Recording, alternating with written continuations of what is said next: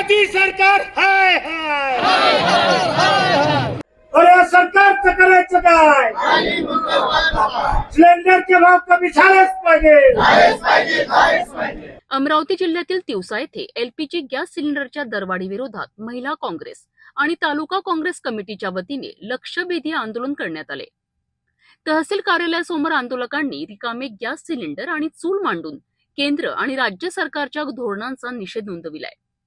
आंदोलकांच्या मते आखाती देशांमधील परिस्थितीमुळे अमरावती जिल्ह्यासह ग्रामीण भागात एलपीजी गॅस सिलेंडरच्या पुरवठ्यात कपात होत असल्याची स्थिती निर्माण झाली आहे. यामुळे भविष्यात गॅस टंचाईची परिस्थिती निर्माण होण्याची भीती व्यक्त करण्यात येत आहे. या परिस्थितीचा सर्वाधिक फटका ग्रामीण भागातील महिला आणि शेतकरी कुटुंबियांना बसत असल्याचे आंदोलनकर्त्यांनी सांगितले. केंद्र आणि राज्य सरकार एलपीजी गॅस सिलेंडरच्या दरवाढीबाबत उदासीन असल्याचा आरोपही आंदोलकांनी केलाय.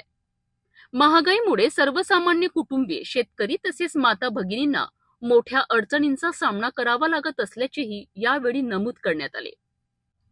यावेळी आंदोलकांनी तहसीलदारांना निवेदन देत गॅस सिलेंडरच्या वाढलेल्या किमती तातडीने कमी कराव्यात तसेच सुरळीत पुरवठा करावा अशी मागणी केली आहे. या आंदोलनात प्रकाश मोहरे, दिलीप काळबांडे, सतीश पारधी, सेतू देशमुख, प्रफुल्ल देशमुख, प्रदीप बोके, मोहनराव वानखडे, भारत डोणे यांच्यासह अनेक पदाधिकारी आणि महिला कार्यकर्त्या मोठ्या संख्येने उपस्थित होत्या.